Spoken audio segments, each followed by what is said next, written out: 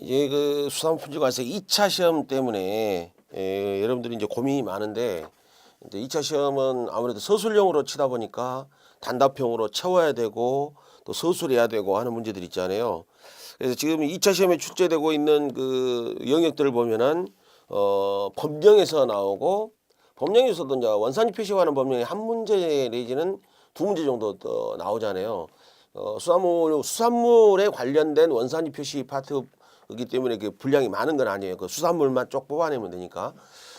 법령에서 시험이 나오고, 그 다음에 유통론에서 나오죠. 농산물 품질관리사 같은 경우는 유통론에서 시험이 2차에 안 나오는데, 수산물은 유통론에서 시험이 나와요. 그래서 유통론은 1차 시험에서 쳤던 내용들을 이렇게 이제 풀어서 쓴다. 뭐 그 정도 내용 것 같아요.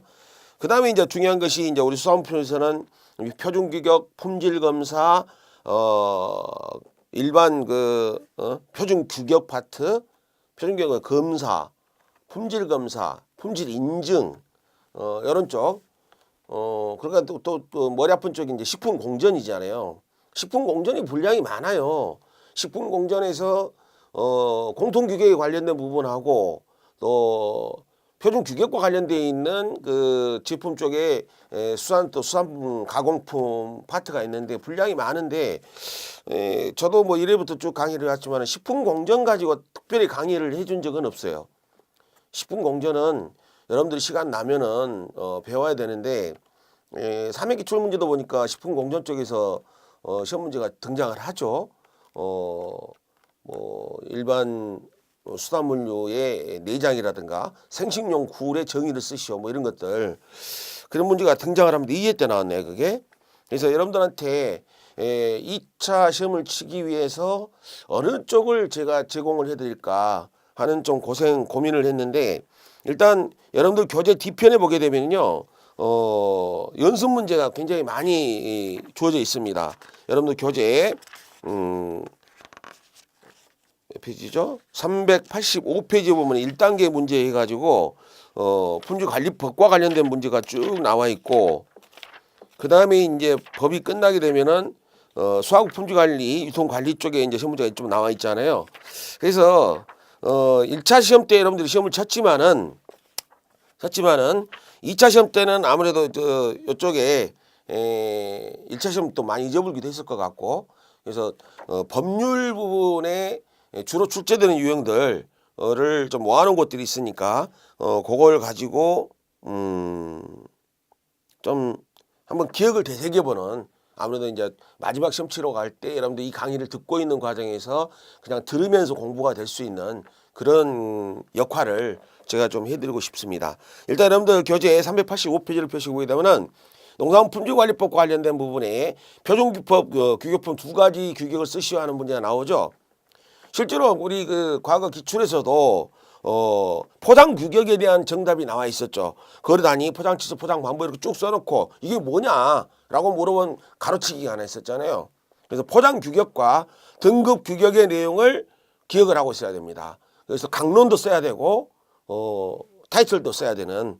그래서 포장 규격과 등급 규격이 1, 2, 3번에 여러분들 문제로 주어져 있죠. 근데 이제 등급 규격에 가게 되면은 지금 일반 농수산물 품질관리법과 수산물 파트가 약간 좀 괴리되는 부분이 있기는 해요. 그러나 외우는 것은 그대로 갑니다. 헝크색, 신건선, 이렇게 해서 정리를 하면 될 것 같아요. 형태, 크기, 색택, 신선도, 건조도, 선별 상태, 이게 이제 등급 규격으로 되고요. 그 다음에 이제 우리 포장 규격 중에서 제가 문제를 하나 내드렸죠. 4번에 각종 용기 등 무게와 관련돼서 3회 기출 문제 나왔던 부분이 있죠. 포장 박스 무게, 포장 박스 무게의 수산물은 어떤 경우든 20kg를 넘어가지 않습니다. 옛날에는 그 농산물이든 농산물이든 수산물이든 20kg 넘어가는 키로수들이 있었어요. 근데 사람이 들 수 있는 한계 무게를 20kg로 두고 20kg 선상에서 제한이 되어 있기 때문에 20kg 이상 무게는 박스 무게가 존재하지 않거든요.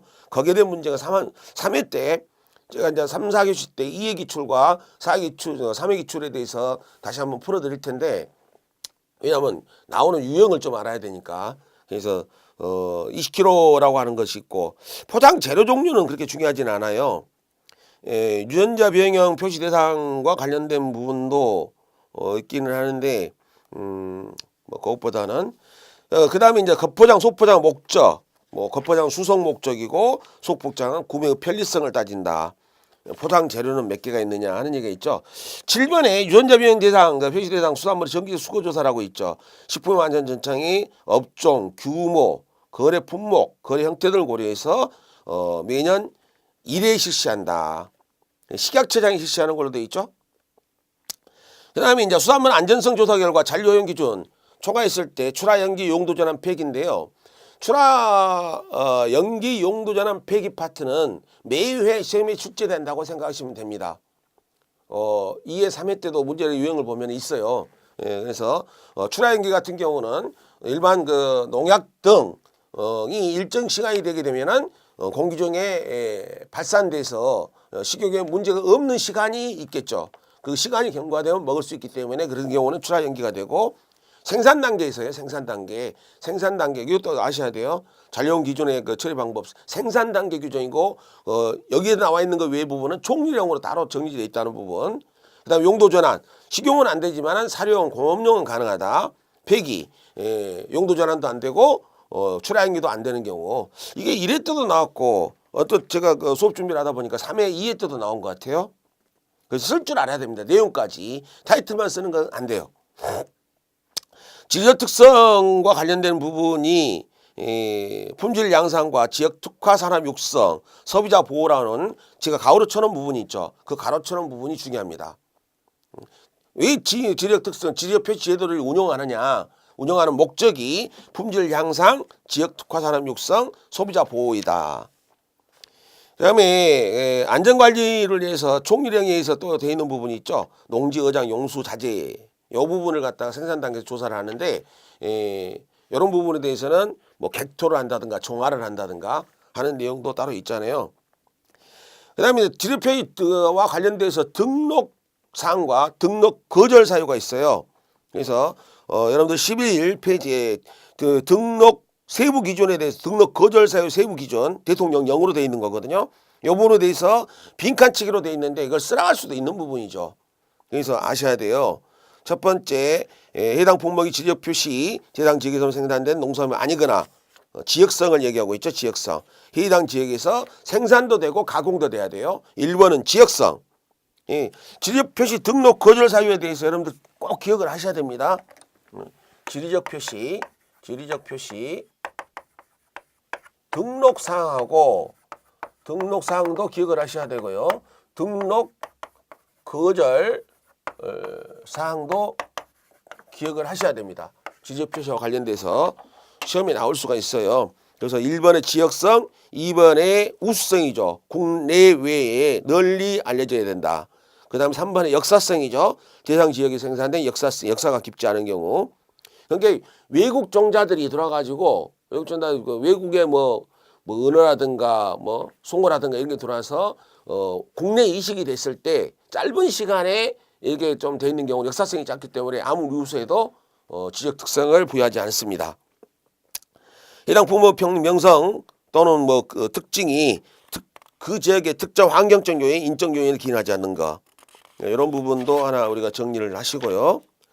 그 다음에 그 시각처장하고 시도지사 여러분들 12번 문제인가요? 예, 12번 문제.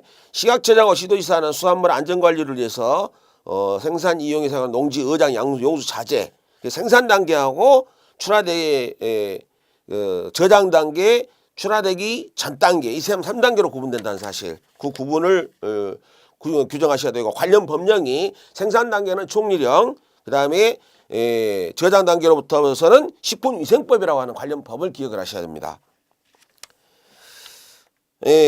장관은 수산물 거림 수출 수입을 원하게 수산물의 품질, 규격, 성분, 잔류물질, 그 다음에 생산에 이용되는 농지, 어장, 용수 사장들의 품위, 유해물질, 성분 뭐 이런 것들이 있잖아요. 이게 이제 검사 항목들이 되는데 검정 항목, 검정 실시할 수 있다. 지리적 무효 심판을 청구할 수 있는 경우 두 가지를 했죠. 이게 1회 때 이랬때와 좀 비슷한 것이 있죠. 법인 인수를 하고자 할 때 두 가지 사유가 있었다. 하나는 사망이고 하나는 법인의 합병이라든가 개명 이런 경우에 지적 표시 제품의 승계가 가능했던 일회때 시험 문제가 있었죠. 근데 이제 지적 표시 무효 심판과 관련돼서 등록 거절 두 가지밖에 있기 때문에 시험 문제 출제하기 쉽잖아요. 그래서 등록 거절 사유에 해당함에도 불구하고 등록된 경우 이게 비슷한 시험 문제 하나 있었죠. 그래서 내가 이미 지적 표시 등록이 돼 있어요. 아니 돼 있지는 않고 상표권을 지금 출원 중에 있어요. 특허청에다가 특허청 상표권을 출원하고 있는 과정에서 누군가 뒤에 온 사람이 지적 표시 등록을 했을 경우에 먼저 상표권 출원했던 사람이 할 수 있는 행위 권한은 뭔가 하는 기출 문제가 있었죠. 여기에 바로 무효 심판 신청을 하는 거예요. 그래서 지적표시 등록이 된 후에 지적표시 원산직국에 보호 중단됐다. 등록 거절 사유에다가 불구하고 등록된 경우. 여기서 무효 심판이라는 파트 두 가지를 기억을 하시고요. 취소 심판이죠. 지적 표시를 사용하고 있는 등록 단체 내의 직원들의 잘못을 얘기하고 있습니다. 뭔가를 잘못 사용해서 브랜드를 잘못 사용한 지적 표시 브랜드를 잘못 사용하고 있는 거죠.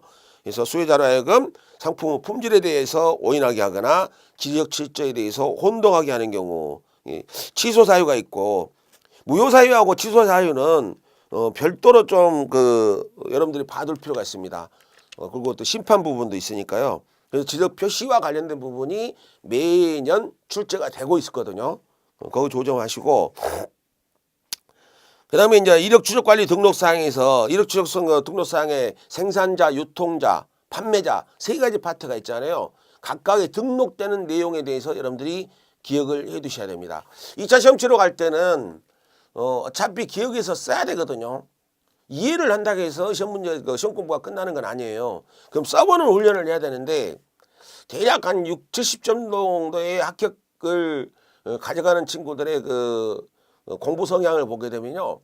일단 시험에 나오든 안 나오든 지금 여러분들한테 주어져 있는 이 예상 문제가 시험 문제 그대로 나온다는 얘기는 아니에요. 그러나 비슷하게 나와요. 왜냐하면 어차피 우리 교과서 안에서 나오는 게 95%는 나오거든요. 우리가 수험품질관에서 국정교과서가 존재하지 않지만은 그래도 다행스럽게 여러분들한테 2차 시험으로 주어져 있는 이 책이 있죠. 이 책에서 한 90% 넘게는 시험 출제돼요. 나머지 한 5, 6% 문제로 따지면 두세 문제 정도가 전혀 가르친 적이 없고 본 적도 없는 문제가 나옵니다. 그런다고 해서 시험에 합격하는데 뭐 지장이 있는 건 아니에요. 제가 1회 합격자인데요. 1회 때 이제 저희 수강생들하고 같이 제가 강의도 했고 수험생들하고 같이 시험장에도 갔어요. 근데 그렇게 고득점 나오질 않아요. 왜냐면 1회 때만 해도 시험이 어떻게 나올지 잘 몰랐기 때문에. 그렇다면은 1, 2, 3회까지 이제 누적된 경험이 있긴 하지만은 그렇다고 해서 1, 2, 3회 때 출제했던 문제 그대로 나오냐? 그것도 아니잖아요. 그러나 비슷하게 나오고 나오는 지점이 있어요. 우리가 낚시를 할 때 고기가 걸리는 지점이 있듯이 똑같이 지적 표시에 있어서 등록사항, 등록 거절 사유, 지적 표시의 심판, 취소, 무효 사유 이런 것들은 출제될 수가 있는 거예요. 이력 추적 관리에서 양식 생산자의 출하 예정지, 생산자 주소, 양식장 위치, 산지 입판장 이것 중에서 제대로 된 거 이것 기출 문제죠. 생산 주소, 양식 위치, 양식 면적, 생산 계획량 이런 걸 좀 하는 거고요. 물류 표준화는 시험 문제가 별거 아닌데 나오더라고요. 운송, 보관, 하역, 포장 이게 물류와 관계돼 있고 실제로 올해 농산물 품질 관리사 2차 시험 문제에 뭐가 등장을 했냐면 이 부분이 나왔는데 뭘 쓰라고 했냐면요.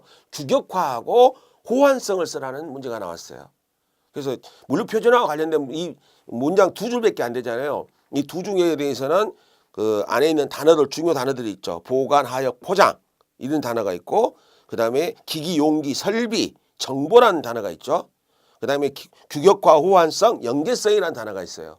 이 단어들을 기억을 하셔야 됩니다. 그다음 이력 추적 관리는 뭐예요? 문제가 발생했을 때 역추적해 갖고 문제를 발견한 부분에 대해서 처리하는 부분을 얘기하잖아요. 역추적하여 원인을 규명한다. 이게 이력 추적 관리의 기본이죠. 유해물질 7가지, 여러분 19페이지에 나와 있는 거 19번에 나와 있는 유해물질 7가지 다 기억을 하셔야 됩니다. 이게 시험 문제에 나올 확률이 굉장히 높은 그 항목이에요. 다 기억했다 빠진 걸 골라서 쓰는 문제. 그래서 빈칸 채우기 문제는 기본적으로 1점이 주어지는 걸로 생각하시면 돼요. 빈칸 채우기 문제는요. 수산 특산물 특정 지역에 생산한 수산물로서 특징적 특성을 가지고 있죠. 심의의 쪽은 시험에 나올 것 같지는 않고요. 심의에는 생략을 합니다. 그 다음에 이제 표준교육 재정 기준 23번 같은 문제는 그냥 여러분들 연습 문제로 한번 풀어보세요. 해양수 장관이 기본 틀을 정해주게 되면은 국립수산물 품질관리원장이 세부적 틀을 정한다. 이렇게 좀 생각하시면 될 것 같고. 그 다음에 포장규격과 관련된 문제는 제가 농품사 강의도 많이 있고 수산물 강의도 쭉 1회부터 하고 있는데요. 이 부분은 잘 안 나오더라고요. 편리성과 폐기물 처리의 문제를 고려해서 한국 산업표 KS 표준 없는 거 이제 있는 것이 아니죠. 규정이 되어 있지 않거나 위기전과 다르게 정할 필요가 있을 경우에 그 기준을 뭘로 삼느냐. 유통과정의 편리성과 폐기물 처리와 관련되어 있는데 제 느낌은 이거 빈칸치기 낼 것 같은 느낌도 들었는데 그동안 출제된 적은 없어요. 품질 인증제도 목적 있죠. 수산특산물의 품질 향상과 소비자 보호를 위해서 품질 인증제도가 주어져 있다. 품질 인증을 받기 위해서 이것도 굉장히 중요한 부분이에요. 26번 여러분들 교재 390페이지 있는 부분이 있죠. 수산물 품질 인증을 받기 위해서 기준을 충족해야 되는데 이거 꼭 기억을 해두세요. 자 여기서 제가 여러분들한테 지금 법령 부분을 지금 이렇게 얘기를 해주는 물론 여러분들이 그냥 풀어도 돼요. 근데 이제 이렇게 듣고 들으면서 아 이게 이런 식으로 출제되더라 하는 그 팁을 제가 드리는 거거든요. 요 뒤에 나와 있는 문제들은 여러분들이 다 풀어보시고 똑같은 문제가 나왔을 때 쓸 수 있을 정도의 실력을 갖춰야 되는데 답을 외우는 게 아니에요. 답을 외우라고 문제 내는 게 아니라 그 문제 문항을 이해를 하고 다른 식으로 비틀어냈을 때도 답을 맞춰야 됩니다. 그래서 해당 수산물 수산특별의 산지의 유명성을 얘기하고 있죠. 유명도가 높고 상품으로서 차별화가 인정되는 것이어야 되고 품질 수준 확보. 그러니까 한 번 출하했을 때는 품질 인증 기준을 맞췄는데 2번, 3번, 4번 계속 출하할 거 아니에요. 그때마다 기준이 달라지면 안 되겠죠. 그래서 그런 품질 수준 확보 및 유지를 위한 생산 기술과 시설 자재를 갖추라고 돼 있죠. 그래서 출하 과정에서는 자체 품질 관리 체제에서 걸러내야 되고 그 다음에 출하한 뒤에는 AS 체계를 갖춰야 되겠죠. 그런 내용이 26번에 들어와 있고요. 그 다음에 7번에 대단히 중요한 부분이 있죠. 생산계획서하고 제조 공정개요서 그 다음에 단계별 설명서라고 하는 내용이 나와 있죠. 지금 요거 아직 출제되지 않은 걸로 제가 기억을 하는데 요거 충분히 출제될 수가 있어요. 그래서 이 7번에 품질 인증을 받으려는 자가 제출해야 되는 서류 3개 하나는 생산계획서 하나는 제조공정계획서 공장이니까요. 그 다음 단계별 설명서가 있고 그 다음에 이제 부적합 판정, 품질 인증기관장의 부적합 판정이죠. 보완 기간이 며칠이냐 하는 게 28번입니다. 10일이죠. 그 다음에 수산 품질 인증 표시사항 4가지가 있는데 원산지 표시하게 돼 있죠. 품명, 제품의 이름 들어가고 생산자 또는 생산 집단, 생산 조건이란 게 하나 있어요. 여러분들 그 표준 규격 파트 제일 밑에 하단에 보게 되면 박스로 되어 있는 하단에 보면은 사후 처리 방법이라든가 생산 조건 같은 것들이 들어있거든요. 그거 좀 참조하시고요. 품질 인증 유효기간 시험 잘 나오죠. 그래서 2년이 원칙이고요. 품질을 받으면 2년으로 한다고 되어 있죠. 왜 2년으로 하냐? 보통 저장하고 보관하다 보면 1년 안에 출하 다 끝내질 못해요. 1년 넘어가는 경우 많으니까 2년이고 그 다음에 부모부터 달리 정할 필요가 있는 경우란 것은 1년 이상인 경우를 말하는데 이 경우 유효기간은 3년 또는 4년이다. 우리 수산물의 경우는 이력 추적 관리해서 그런가요? 5년 등록 유효기간이 5년으로 됐나요?